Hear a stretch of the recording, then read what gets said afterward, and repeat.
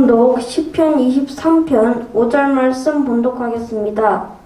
주께서 내 원수의 목전에서 내게 상을 베푸시고 기름으로 내 머리에 바르셨으니 내 잔이 넘치나이다. 아멘.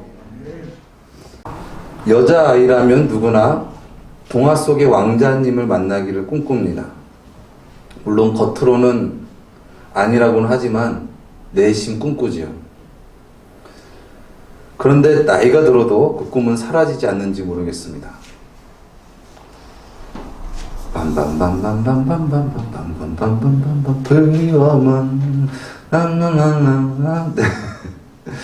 네, 죄송합니다. 제가 가사를 몰라서 여러분 좀 생소하신 것 같은데 이 노래 하면 생각나는 영화가 있습니다. 뭐냐면 프리티 워먼, 우리말로 하면 귀여운 여인이라는 그런 영화죠. 이 리차드 기어하고 줄리아 로버츠 주연의 영화인데 찾아보니까 벌써 이 영화가 1990년도에 개봉한 영화라고 합니다. 벌써 30년이나 흐른 그런 영화가 됐습니다. 그렇지만 우리가 영화 중에 백마탄 왕자의 영화를 꼽는다면은 단연 이 프리티 워먼이고 또 백마탄 왕자라고 하면은 리차드 기어가 생각날 만큼 그렇게 인상적인 영화판 백마탄 왕자 만난 이야기를 하는 것 같습니다. 영화의 내용은 이렇습니다. 길거리에서 몸을 파는 매춘부가 어느 날 우연히 백만장자를 만나고 그와 사랑에 빠지게 되죠. 그리고 결국 백만장자가 흰색 리무진을 타고 그에게 프로포즈하는 장면으로 영화가 끝이 납니다.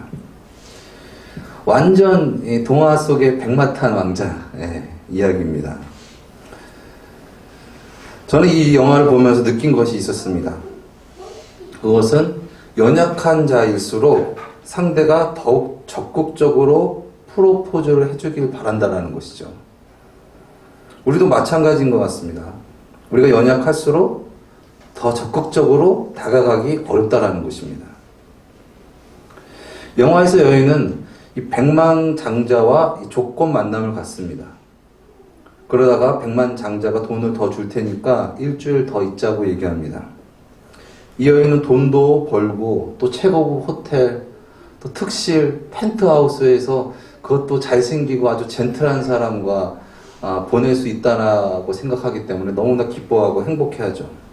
그러다가 약속된 시간이 이제 다 되고 이제 헤어지게 될 때 이 백만장자가 그 여인에게 내가 아파트도 준비해놨고 차도 준비해놨으니 좀 더 만나봅시다. 우리 좀 더 깊은 관계로 우리 좀 교제해봅시다 라는 얘기를 합니다.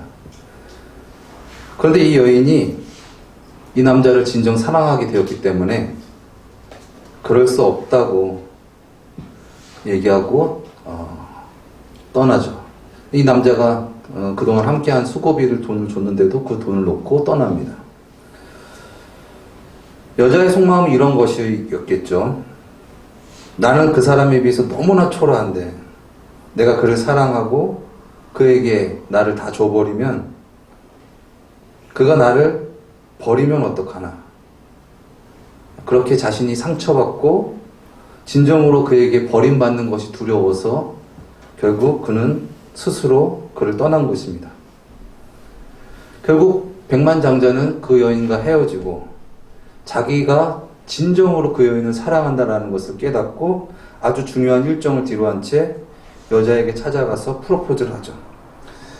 그가 살던 정말 허름한 동네 월세집에 찾아가가지고 흰색 리무진을 타고 사랑의 세네라데를 부르면서 정식으로 이렇게 딱 정중하게 청혼을 합니다. 오늘 본문 말씀도 그런 프로포즈에 관한 이야기인 것 같습니다. 주께서 내 원수의 목전에서 내게 상을 베푸시고 기름으로 내 머리에 바르셨으니 내 잔이 넘치나이다. 단어의 뜻을 살펴보면 이 원수라 함은 우리가 잘 아는 것처럼 우리에게 해를 끼치는 사람이나 집단, 손해를 끼치는 사람이나 집단을 얘기하죠. 목전은 눈 목자의 앞전자를 써서 원수가 내 눈에 보이는 어떤 그런 상황을 묘사하고 있습니다. 상을 베푸시고는 우리가 상을 흔히 어떤 상장이나 표창장, 트로피로 여기는 경우가 있는데 그것이 아니라 밥상, 식탁, 잔치상에 대한 단어입니다. 기름을 내 머리에 바르셨으니 이것은 그 당시 이 고대 근동 지방의 이 풍습인 그 이스라엘 지방이 사막 지역이고 또 물이 귀한 이 지역이다 보니까 잘 씻지도 못하고 또 더러워지고 또 냄새가 나는 어떤 그런 부분들이 있기 때문에 손님을 초대할 때 손님에게 이 기름을 발라주는 그런 풍습이 있습니다. 그것이 정중히 손님을 초청하는 어떤 그런 행위이기도 하죠. 그래서 예수님께 이 향유를 부은, 향기 나는 기름을 부은 여인도 예수님을 너무나 귀하게 생각했기 때문에 그가 옥합을 깨뜨려서 주님을 그렇게 맞이했던 것이죠. 그리고 내 잔이 넘치나이다 라는 표현은 그런 정말 황송한 그런 대접을 받고 만족합니다 라는 어떤 그런 상태를 이야기하고 있습니다. 즉 양이 원수가 보이는 곳에서 양이 목자의 풍성한 대접을 받고 있는 상황이며 또한 만족하면서 자기를 해할 수 있는 원수가 보이는 상황에도 전혀 원수를 개의치 않고 두려워하거나 눈치 보지 않는 그러한 상황을 묘사하고 있습니다. 흔히 동물은 먹을 때 아주 예민합니다. 그래서 먹을 때는 개도 안 건드린다라는 말이 있죠. 먹을 때 예민해서 자기를 키우는 개가 자기 주인도 물을 만큼 그만큼 먹을 때는 아주 예민합니다. 특별히 초식 동물은 어떻습니까? 아주 먹을 때 정말 예민하죠. 왜냐하면은 그냥 자기 밥을 뺏기는 것 정도가 아니라 자기의 생명을 잃을 수 있는 어떤 그러한 결과가 올 수 있기 때문에 초식 동물은 이 풀을 뜯을 때 아주 눈치를 본다는 것입니다. 약자일수록 그런 것 같습니다. 약한 자일수록 주변의 상황에 눈치를 많이 보게 됩니다. 그런데 어떻게 오늘 말씀에서는 그런 연약한 양이 원수의 목전에서 아주 만족하며 목자가 베푼 그 식탁을 누릴 수 있었을까? 그것은 목자의 프로포즈였기 때문에 목자의 프로포즈로 양을 대접했기 때문에 그렇게 양이 원수 앞에서도 두려워하지 않고 온전히 자기 몸과 마음을 목자가 베푸는 식탁에 맡기게 되었다라는 것이죠. 만약 목자가 적극적인 프로포즈로 초청하지 않았다면 양은 원수의 목전에서 그러한 태도를 취하지 못했을 것입니다. 가끔 제 딸 미가 외부 사람들에게 너무 깍듯하게 과도하게 인사할 때가 있습니다. 물론 우리 성도님들에게 인사하는 것을 말하라는 것이 아닙니다. 제가 제 딸에게 맛있는 음식을 사주러 가거나 아니면은 어떤 갖고 싶은 장난감을 사주러 갈 때 그때 그 곳에 가면은 그곳 점원들에게 그렇게 인사를 하는 거예요. 안녕하세요. 막 이렇게 막 되게 막 상냥하고 친절하게 막 아부성으로 막 그렇게 인사를 합니다. 물론 기분이 좋아서 그럴 수도 있겠지만 사주는 것은 나인데 왜 점원들에게 그렇게 눈치를 보는가? 저는 그러한 태도가 부모로서 그렇게 좋지 않았던 것 같습니다. 얻어먹는 것도 아니고 돈을 주고 아빠가 사주는 건데 그냥 자연스럽고 당당하게 떳떳했으면 좋겠습니다. 뭐 그런다고 해가지고 그들이 뭐 물건값을 깎아주거나 뭐 더 갖고 싶은 물건을 더 갖게 해주는 것도 아닌데 말입니다. 그러면서 드는 생각이 우리 주님도 우리가 세상에 굽신거리는 태도를 원치 않으시겠구나라는 생각이 들었습니다. 물론 세상에 불친절하고 진상떨라는 것이 아니시겠죠. 단 하나님의 자녀로서 세상 속에서 담대하게 떳떳하게 살아가길 바라시고 또 주님 안에서 참 만족을 누리며 살아가길 바라실 것입니다. 요즘 사회적으로 교회의 이미지가 많이 실추된 것 같이 보입니다. 그렇지만 우리가 너무 세상 쪽 입장에서 눈치 보지 말아야겠습니다. 왜냐하면 세상 사람들은 하나님을 알지 못합니다. 예수님을 알지 못합니다. 그러니 하나님을 믿지 않고 살아가는 것이죠. 그런데 그들이 어떻게 우리를 이해하고 도와주며 우리의 사정을 헤아려 줄 수 있겠습니까? 도리어 우리가 그들 앞에서 흔들림 없이 주님 안에서 참 만족을 누리는 것이 그들에게 우리가 전해야 할 복음인 줄 믿습니다. 그것이 진정 그들에게 꼭 필요한 복음인 줄 믿습니다. 물론 방역에 대해 신경 쓰지 말고 방역 지침을 무시하자는 것이 아닙니다. 방역을 최대한 안전하게 우리와 사회를 지키기 위해서 방역 지침을 잘 지키고 예배하자는 것입니다. 또 비대면이든 대면이든 간에 우리의 신앙과 우리의 공동체가 이것으로 말미암아 깨지지 않도록 우리는 흔들림 없이 주님 안에서 만족을 누리며 살아가야 될 줄 믿습니다.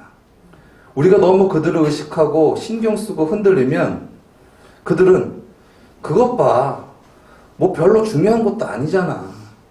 그런데 그동안 왜 쓸데없이 그랬어? 예수님과 교회와 예배와 성도를 무시할 수도 있습니다. 물론 우리가 그들을 위해서 예배를 드리지 않으면 그들이 배려해줘서 고맙다라고 하겠지만 사실 그들은 그런 우리의 배려에 크게 관심이 없습니다. 다만 자기 자신이 피해 보는 것이 싫은 것이죠. 아무튼 우리가 사회에 무리를 일으켜서는 피해를 주어서는 안 됩니다. 더구나 이것은 건강과 생명과 또 감염병과 직결된 것이기 때문에 더욱더 그렇습니다. 그러나 세상이 모이는 것 싫어하잖아. 위험하다고 하잖아. 그러니 모이지 말고 예배 드리지 말고 뭐 온라인이고 나발이고 그냥 쉬자. 이렇게 너무 사회 시선에 우리가 너무 휘둘리지는 말자는 것입니다. 왜냐하면 그러한 행동이 결국 그들과 우리를 위한 것이 아니기 때문에 그렇습니다. 그것이 우리가 진정 신경 써야 할 것이 아니기 때문에 그렇습니다. 그럼 우리가 이 시점에 우리가 진정 바라보고 신경 써야 할 것은 무엇입니까? 주님입니다. 주님의 은혜입니다. 또 어떻게 하면 이 어려운 상황 속에서 신앙생활을 잘 할 수 있을까? 예배를 잘 드릴 수 있을까?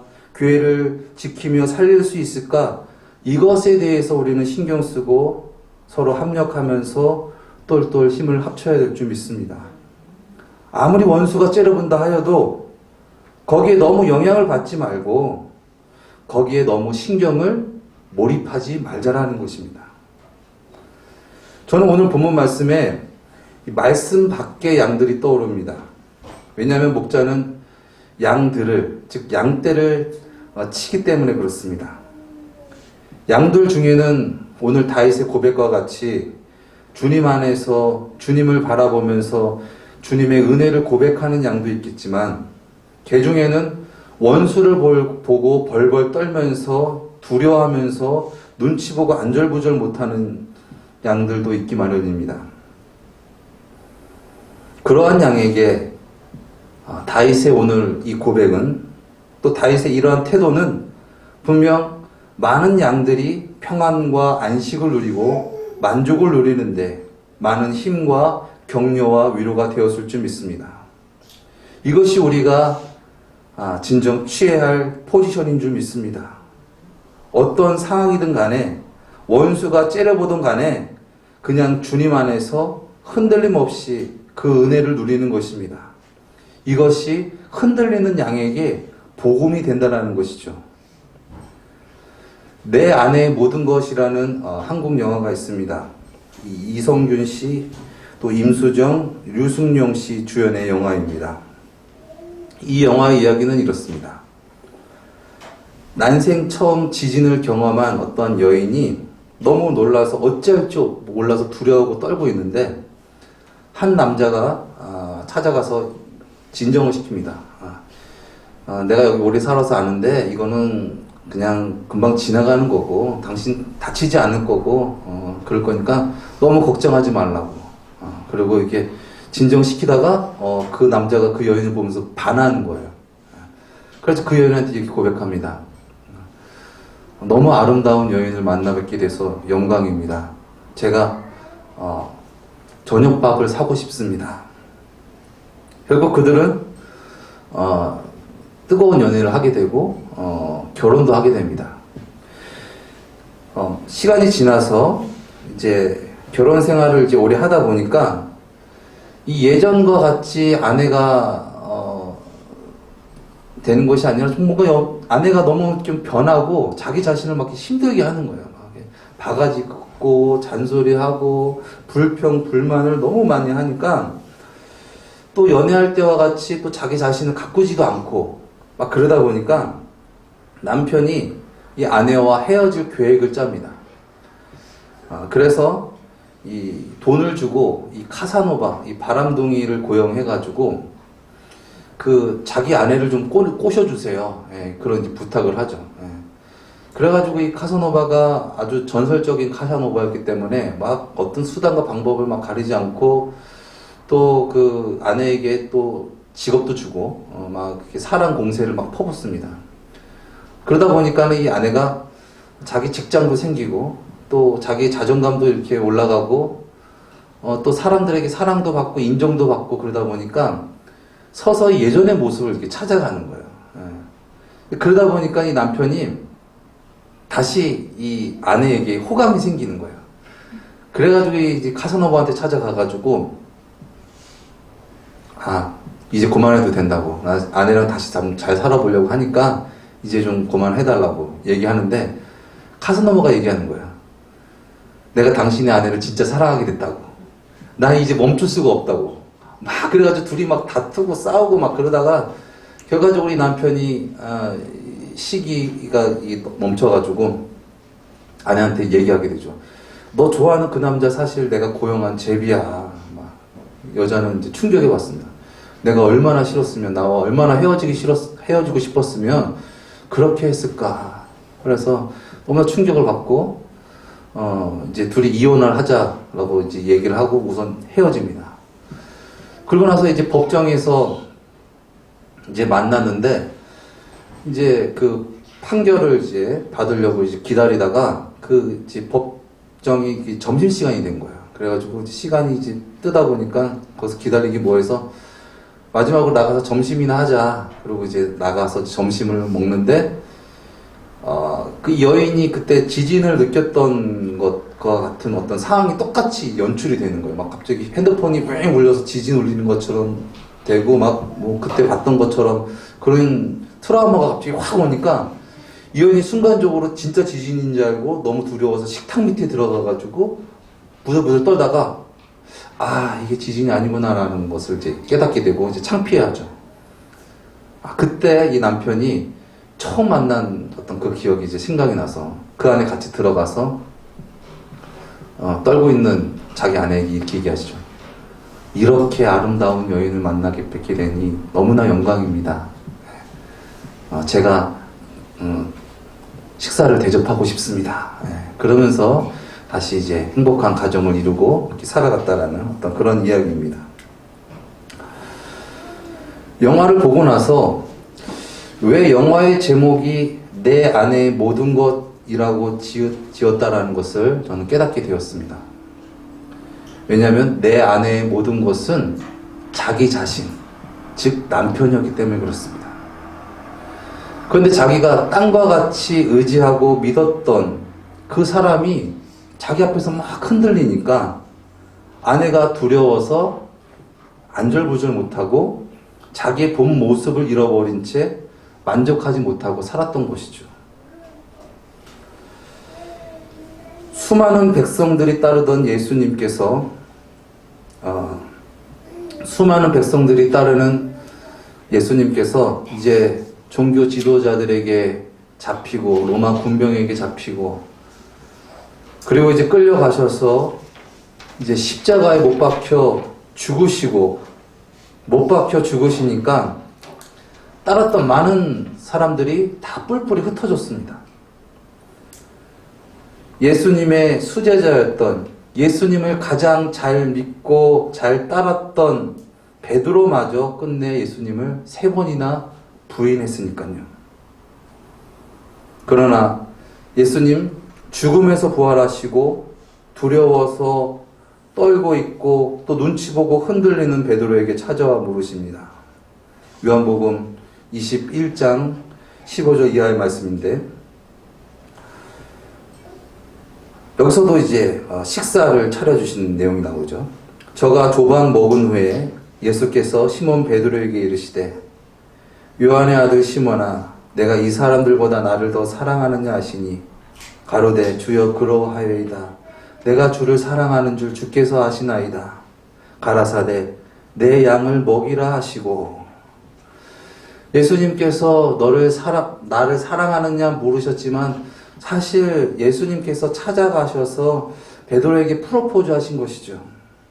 정말 강력한 그 프로포즈 앞에 베드로는 감격하고